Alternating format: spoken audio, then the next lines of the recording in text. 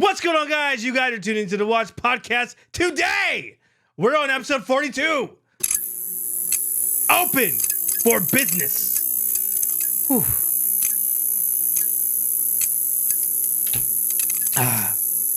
Let's go!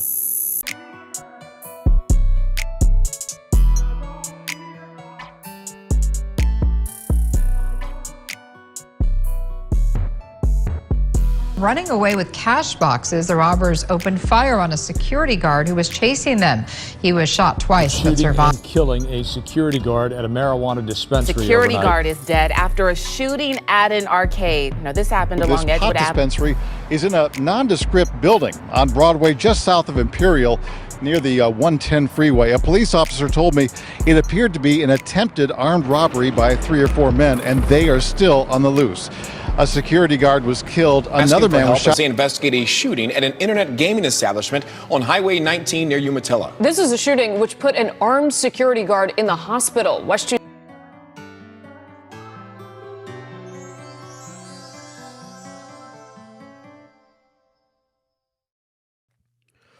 going on, guys? You guys are tuning into the Watch Podcast. Today we're on episode 42. Open for business. Now, you guys are gonna ask me, what do you mean by open for business? Well, there's a market for armed guards at establishments, and many of these establishments are cash based, and also these establishments are also illegal. A lot of them are, and it took. Although I've been wanting to do this for a while, this really got my attention earlier this month and late last month. In regards to two separate incidents on two opposite sides of the world. Okay. Well, of the U.S. And one was a security guard was shot and killed at a dispensary September 30th in East LA during an armed robbery. And just a couple days later, October 2nd, you got in Jacksonville, Florida, you have another armed guard that was shot and killed during an armed robbery. A security guard at a gaming lounge at Jacksonville's west side shot and killed as part of an armed robbery attempt. Now, JSO says it all happened at the Dragon Arcade at about 2 in the morning. Police say 2 people wearing masks showed up and shot the security guard at a internet casino. And, we think to ourselves, well, what do these two places have in common? Oftentimes they're illegal. It depends on what city or state you're in. Marijuana, cannabis, that is still considered illegal in many places. I know I live in Kern County, Bakersfield to be exact, and Bakersfield is illegal for any sort of for anything. It's illegal to have a storefront. It's illegal to do deliveries. It's illegal for distribution. It's illegal for testing. It's illegal for manufacturing, and that's pretty much across the state. Arvin, which is probably southeast of Bakersfield, about 20 miles outside of town, they do allow retail deliveries. They also allow distribution. They allow testing and they allow manufacturing. Now, California City is you're allowed to have a storefront. You're allowed to have deliveries. You're allowed to have distribution. You're allowed to have testing, and you're allowed to manufacture out there. Thank you to Mike Tyson. But everywhere else in Kern County is considered illegal. And if you guys live in Bakersfield, or you guys ever came to Bakersfield, you guys might see a bunch of signs that say CBD. Or a nice little green cross that's lit up with no name, And the cannabis industry have gotten smarter. And they use these CBD names as a storefront because CBD is legal in Bakersfield. You can sell CBD. CBD is a short name for cannabinoids, and cannabinoids is it has about 0.3% THC, which it's used for cancer patients. It's used for pain relief. It's used for just all kind of things. Sleep aids, anxiety, depression, It help aids a lot of those. So yeah, they are legal. And before we go into, I want to continue touching on the cannabis industry, and then I want to circle around to incorporate the legal internet casinos. Now, in 2022, our governor, beautiful man, Gavin Newsom, created a task force called UCETF, which stands for the Unified Cannabis Enforcement Task Force. You guys can look it up. These guys are mean dudes. And it was to further align the state in efforts of increasing cannabis enforcement coordination between state, local, and federal partners. Okay.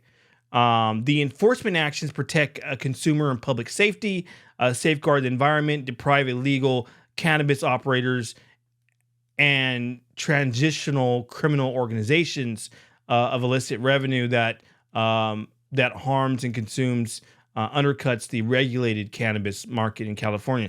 Now, if that doesn't sound familiar, we could talk about unlicensed security agencies and security companies that are illegal, that are licensed, that are unlicensed, and that are operating under a microscope. I mean, under the radar, and us licensed security companies have to be the ones that we have to get undercut by these knuckleheads.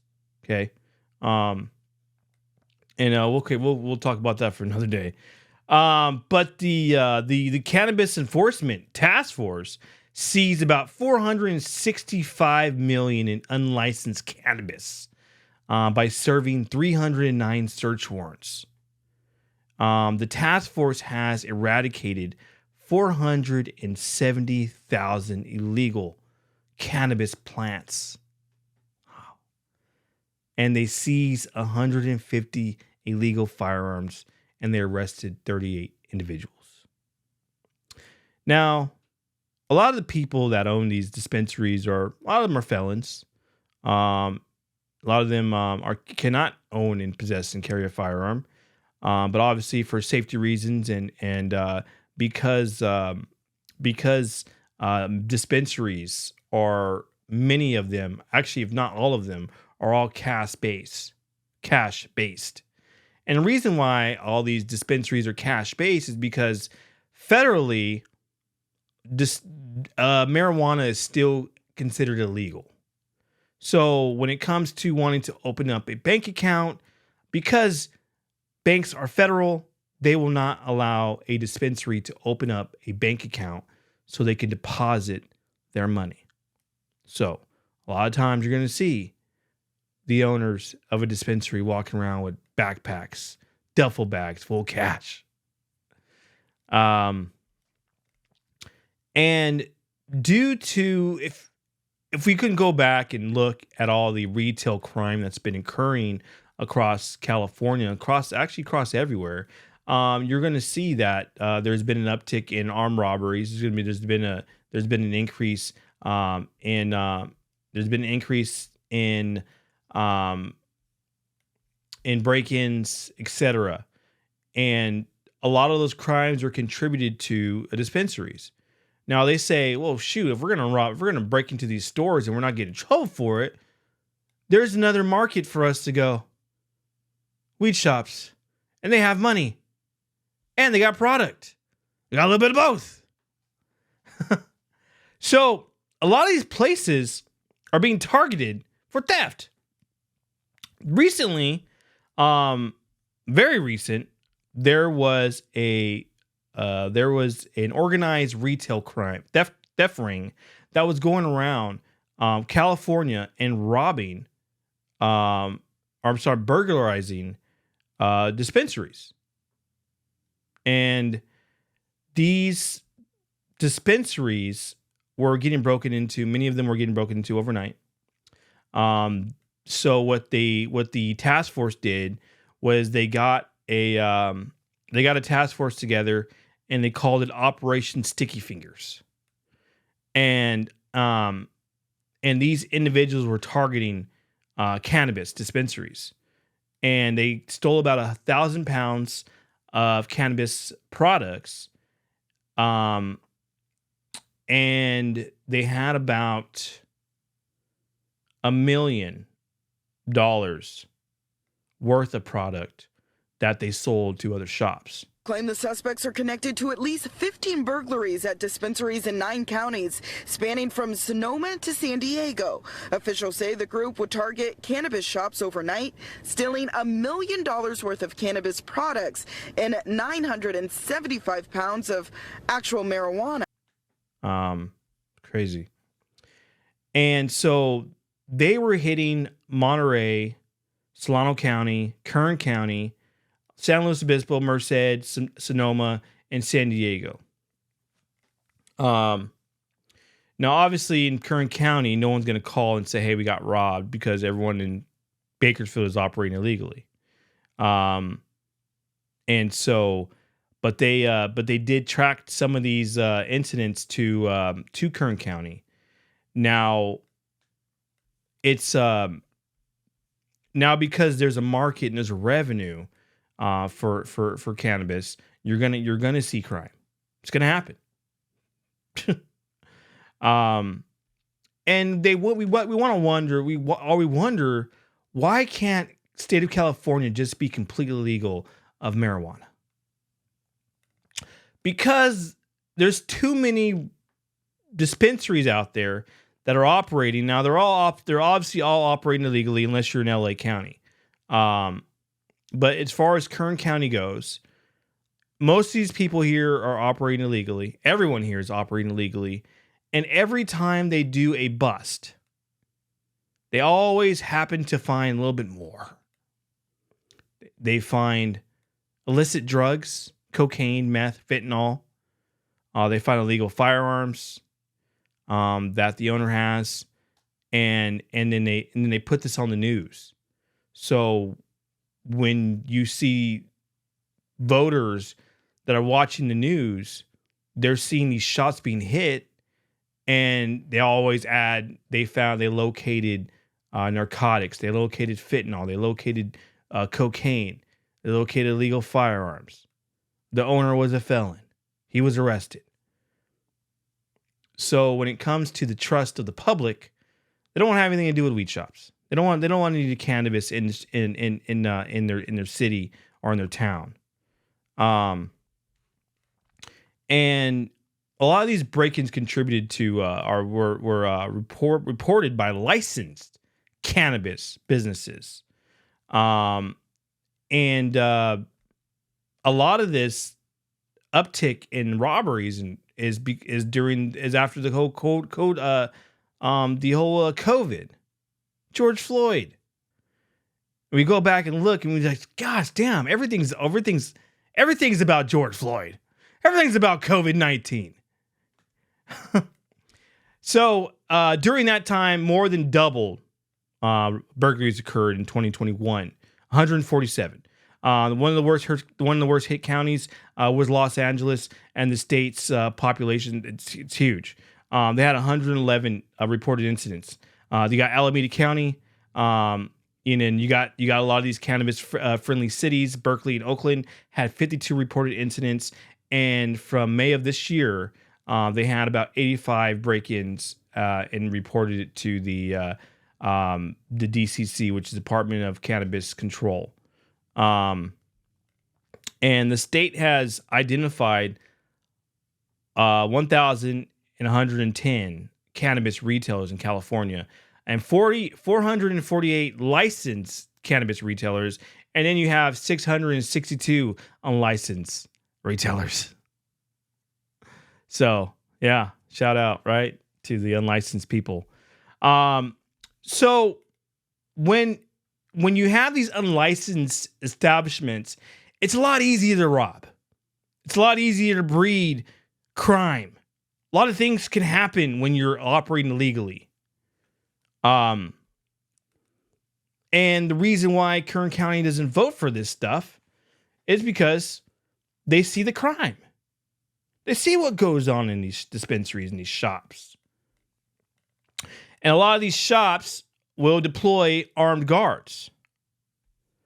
Now, if we can be frank here, you cannot have an armed guard working at a dispensary under the dispensary's supervision. You have to have a PPO, a private patrol operator's license attached to that for that armed guard to be able to operate. Otherwise, there's no insurance. There's nothing covering that guard. And from any incidentals, if anything happens, and most of these are proprietary guards that work in these establishments. And so it is illegal for them to be armed, to carry equipment if they're not backed by a PPO. You can't just offer your services as, hey, my name's Gregory. I'm armed. I'm an armed guard. I want to work here. It unfortunately doesn't work like that. It does happen often. And is BSIS regulating this? Probably not. Most likely not. And a lot of these things just kind of go, they go kind of under the rug and they kind of go unnoticed. So, and then, we have another entity that's cash based. They're called internet casinos. Now, are they relative to dispensaries? Almost, kind of. One, they're cash based. Two, many of them, all of the internet casinos that I'm familiar with are illegal. Most of the dispensaries in the state of California are illegal. And these are all, and there's never an owner attached to it. Just the other day, I'm listening to the police scanner, and a break-in occurred at a dispensary here in Bakersfield, and they had no responsible owner to get in contact with. Why? Because they're illegal, and they don't want to put their names on anything. And when it comes to internet casinos, they don't want to put their name on anything. Anything. Okay? They tell that little homeless guy over there in the corner that likes to gamble all the time, they say, hey, little Mikey, you're the owner. We're going to give you $5 a day. You can play your life away on these stupid fish games. And if the cops show up, you just say you're the owner. And he gets all excited because he feels entitled. A drug addict, entitled, feeling good about himself. Says, yeah, I'm Mikey. I'm the owner. So when the police raid it, they're like, who's the owner? You got little Mikey over there in the corner standing up with all this importance he's feeling. And it says, yes, I'm the owner. Put your hand behind the back. And they come to find out that little Mikey's not the owner. He's just the pretend owner. So in 2012, the California Bureau of Gambling Control issued an advisory to law enforcement regarding internet casinos, cafes, cyber cafes. Originally, they were called cyber cafes. It determined that computers that offer sweepstakes, generally described as are described as illegal slot machines or devices, prohibited by the Penal Code, Section 330B, Subdivision D. And internet casinos, for the untrained eye, you will never see them. You'll never notice them passing by. To the untrained eye.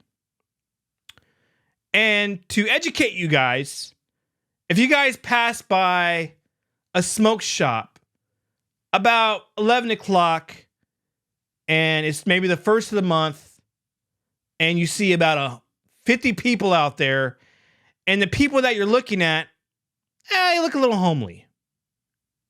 And they're all on their phones, and they're going like this. They're all glued in. They're doing this. And you're like, what the hell are these people doing?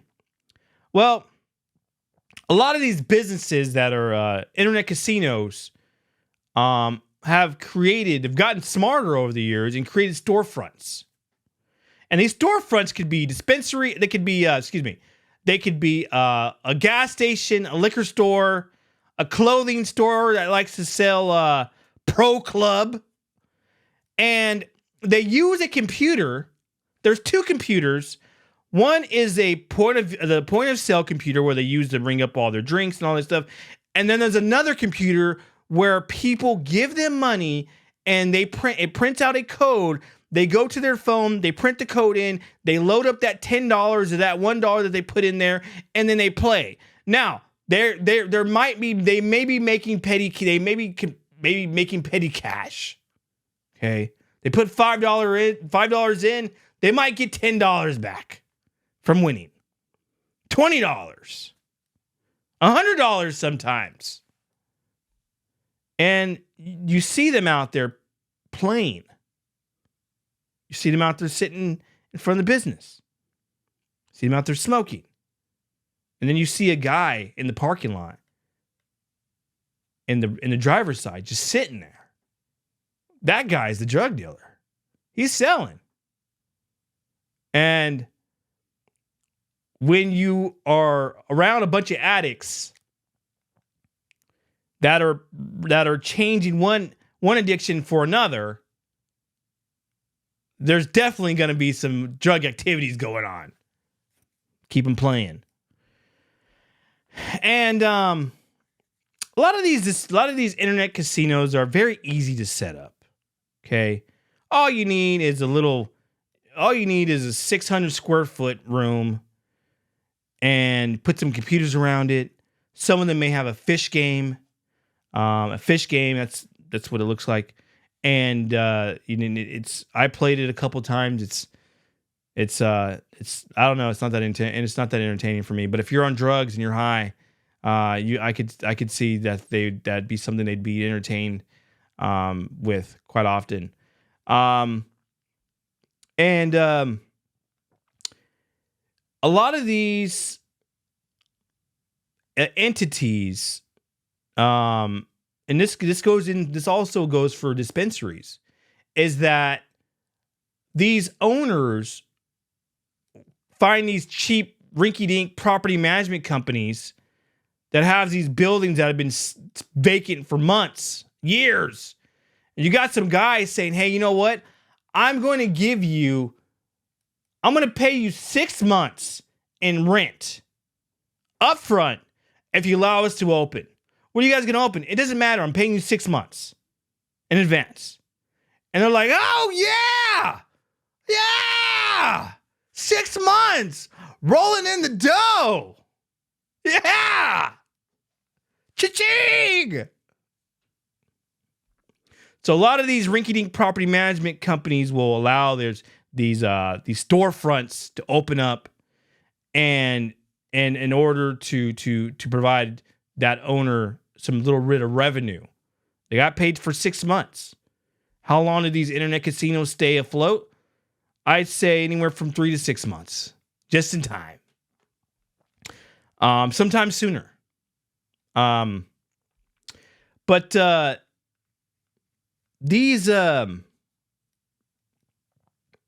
lot of these entities do not draw attention to law enforcement. Okay, law enforcement passes by them all the time. They see a bunch of crackheads in front of a smoke shop and says, "Oh, they must be there to buy their Pizos." I don't know. And I like to say that these internet casinos are like the new speakeasy. Okay, no one talks.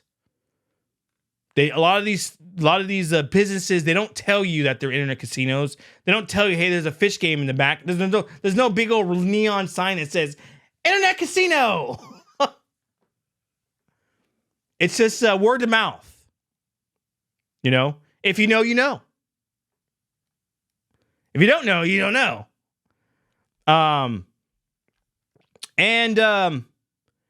These internet casinos provide high revenue. In a single day, these machines will pay out at least about $20,000 a day. You know, on a good day.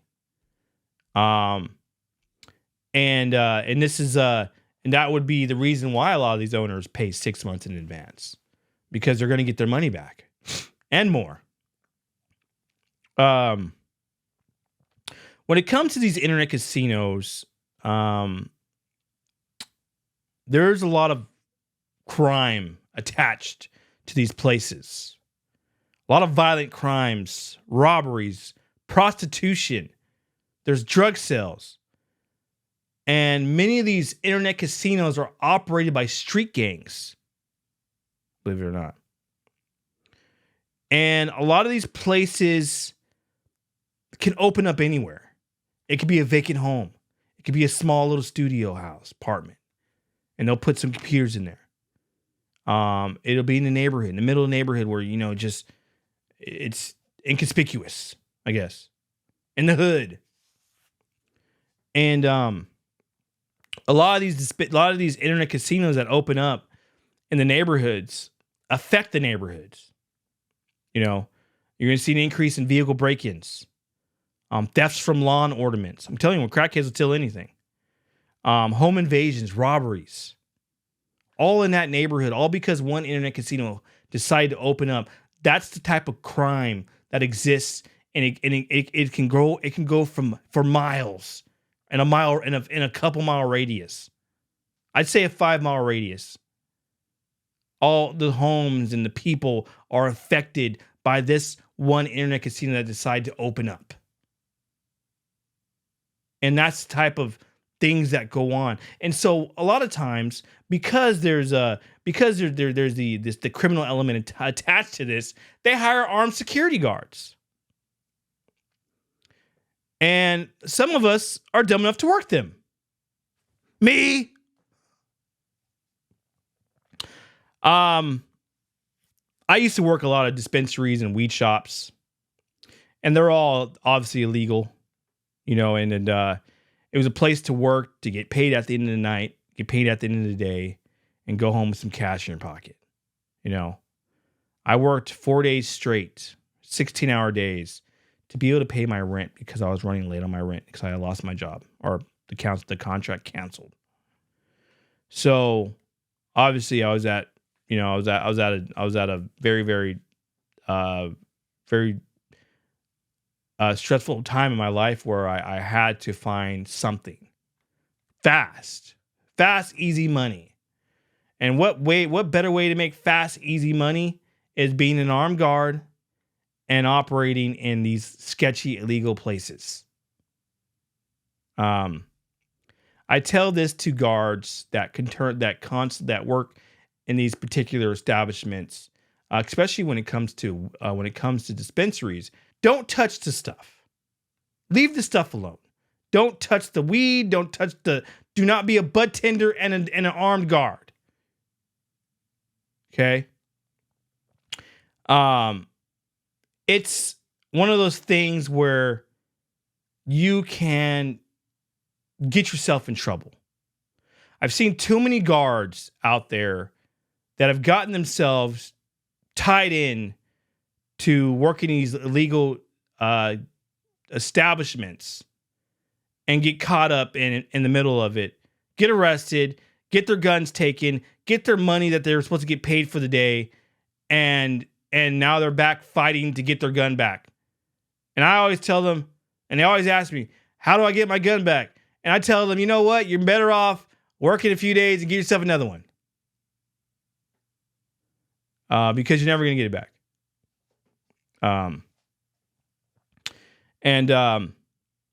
I've seen too many guards, after watching news stories, too many guards are getting gunned down during these armed robberies, and we have nothing to do with any of it.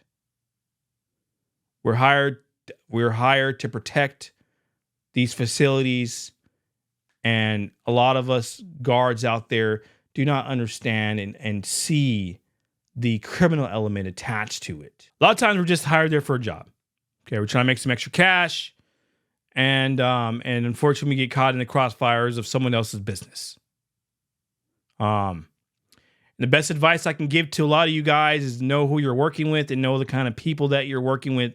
And if you don't know the owner and the owner's a silent partner, he's just not there, it's probably best that you don't work there, because you never know what that owner has, what kind of past he has. Now, before I continue on to the internet casinos, I worked at a dispensary, and this guy, the owner, his name's Leon. If you guys know who that guy is, the guy's a piece of work. Leon wanted me to do a job for him. Now, remind you, Leon was paying me $12 an hour cash. Wasn't a lot, but he was paying me cash at the end of the day. At the end of the week. I worked 6-hour days, and it was another part-time gig that I had. So he calls and says, "Hey man, I need a favor." I said, "All right." He says, "I gotta go to a hotel, and I gotta drop, and I'm selling some product to a friend." And I'm like, "Okay." He's like, "I just need you to be there, just in case." I said, "You're going to meet him at a hotel?" He says, "Yeah." So I helped him load up all his, he had this guy freaking 10 trash bags full of weed. All different types of strains. And he's like, "All right, man." I was like, "Hold on, wait. How much you paying me?" He's like, "I'm going to pay you by your regular hour." No, I can't do that, bro. This is kind of like a special this is a special operation.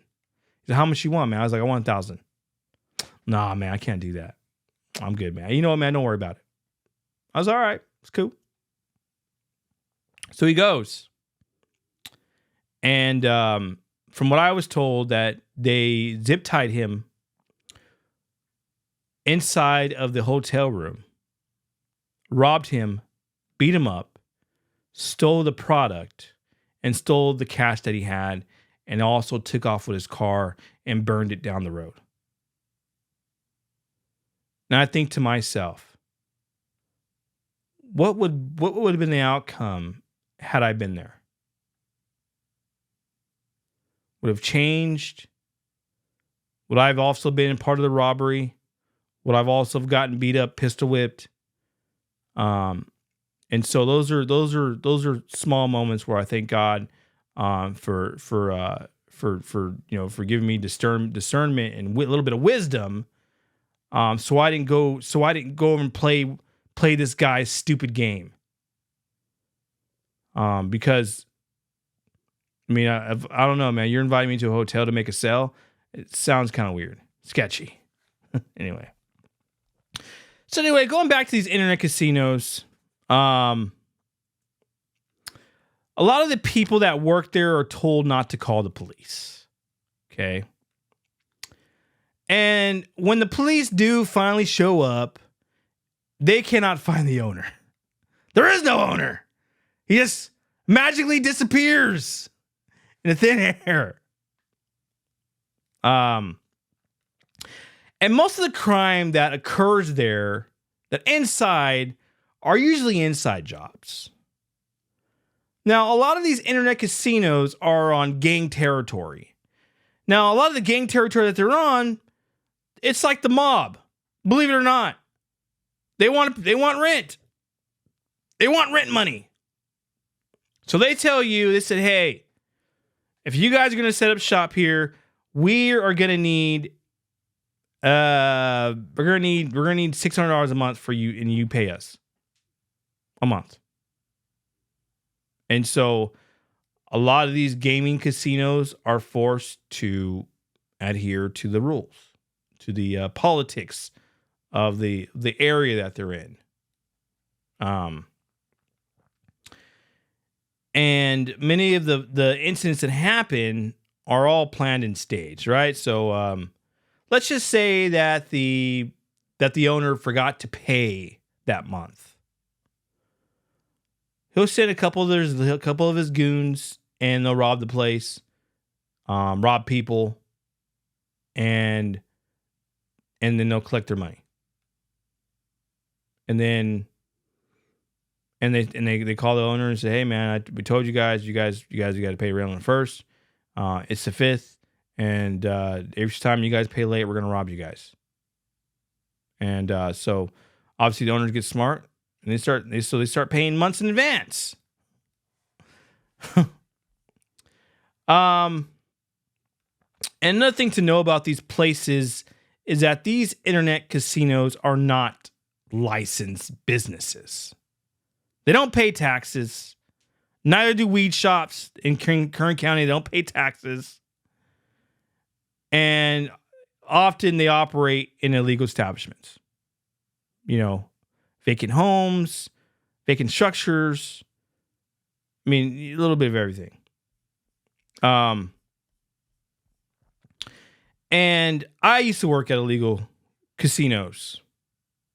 And before I started working there, I didn't know it was illegal.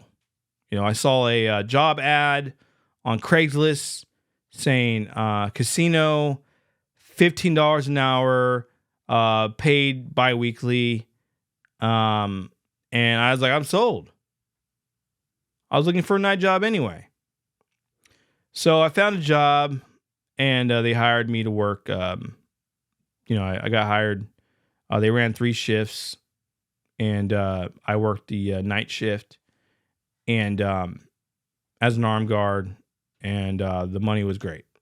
$15 an hour, cash, get paid every 2 weeks, working 15-hour days. It was beautiful. Money was good. And then one day, they said not to show up to work. So one day turned into 2 days. 2 days turned into 3 days. And then after that, the owner calls me and says, "Hey man, I'm sorry we haven't been open. We've kind of gotten, the police told us we couldn't operate here. But we're gonna open up in a couple days." I was like, "All right, cool." So we open up a few more days. Within that time that we opened up, another casino right around the corner from where my location opened up. And they took one of the guards that I used to work with over there. He started working there. And so you all night you see these addicts going from casino to casino. Now, the difference between the casino that I worked in and the other one was that we just had computers, and the other one, they had the fish games, the little fish, and you blah, blah, blah, blah. Yeah, it's fun, I guess, for people that are addicted. And I worked these, and then after that, it shut down. I was like, man, I don't know what else to do. So then I went to go back work. I went to go work at a weed shop again. Worked at a weed shop, got paid $12 an hour. And then, cause he had relocated. And then he's like, "Hey, we're going to close down. We're going to close down again." I'm like, geez, I've only been here for a month. So within that time, he closed down. An internet casino next door was operating. And the guy comes to me and says, "Hey, if you need any extra work, we got work over here." So I'm like, "All right, cool." So he's like, "You ever worked at a place like this?" I'm like, "Yeah, I worked places. I've worked a place like this before." And the interesting thing about the place that I was in was that they were all gang members. Gangs. And Hispanic gang members inside there. And obviously here I'm black. And a lot of them are still institutionalized from prisons, where segregation is in there and politics and all that stuff. So a lot of them still follow the politics. And me being there and asking him to hey, I need you to back up. Hey, I need you, excuse me, you cannot come here. Hey, you can't come there. The respect level was there was no respect. So I had to get grimy with people. And then after a while, things started to just take a toll. And I started, I had to stay up more. I was working 16-hour days, 24 hours at times. And I was sitting there half the time slumped over, falling asleep. So my buddy Ruben, that worked at the other casino, they were getting shut down over there for a little bit. So he needed some extra, income. And so I invited Ruben. I said, "Hey man, we have an extra spot, man. You get me out of working these 24-hour shifts." So he's like, "All right, cool. Yeah, I'll work there." So, so Ruben was taking the majority of the shifts. And then the one day I get there in the morning to check up on him, you know, I'm actually getting ready to go work there in the morning. And he shows up and he's there and he's just sitting there. He's been circling around his car for, you know, I was watching him. I was sitting in my car and I was watching him. He was just circling around his car for like 20 minutes, washing it. Like, it's weird. I was like, hey man, what are you doing? He's like, oh, I'm just washing my car, just making sure it doesn't, you know, get any scratches on it. It's a nice car too. It's one of those old school cars, trucks. And his eyes were like this. It's like, yeah, man, I just, you know, I'm just doing my, and I'm like, hey, you all right? He's like, yeah, man, I was just trying to stay awake, man. One of the guys hooked me up, gave me something. And he's like, honestly, it wasn't that bad. And I put my hand on my head. I'm like, dude, please don't tell me you did that. He's like, yeah. He's like, honestly, man, it actually really helped me out. He's like, do you still want to work?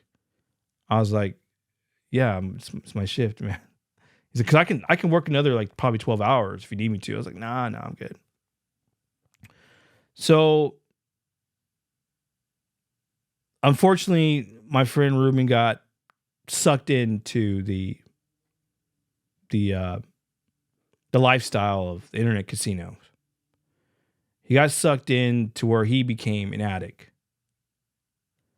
And it's sad. And then one day he says, hey, they call me for the other shop, you know, for the other, the other location.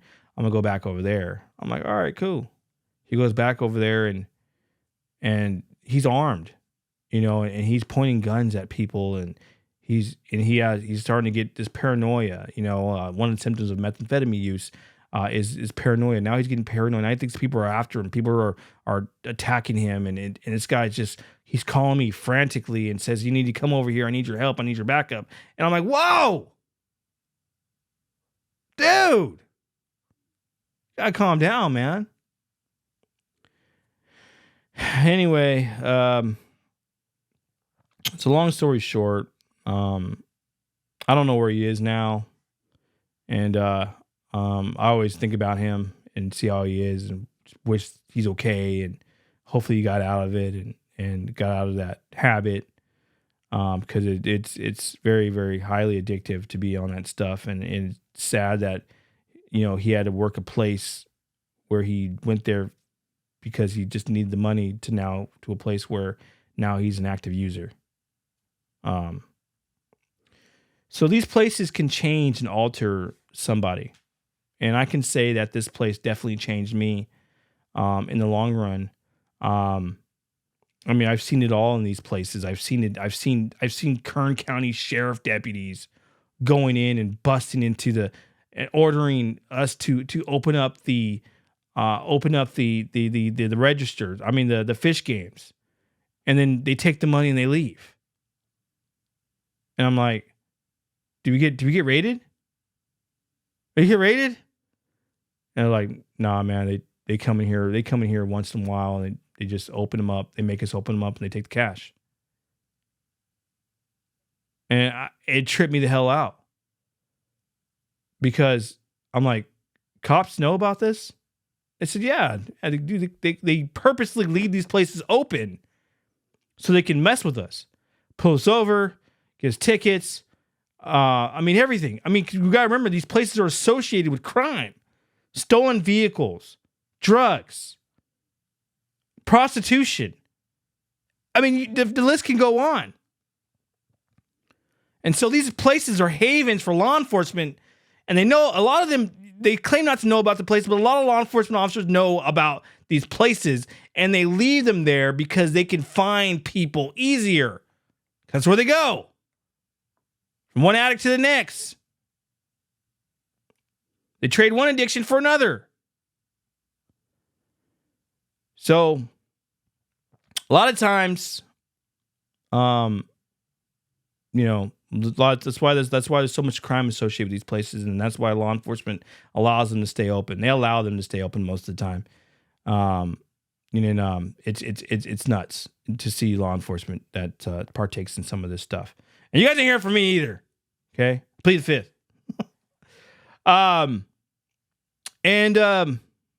And then one day,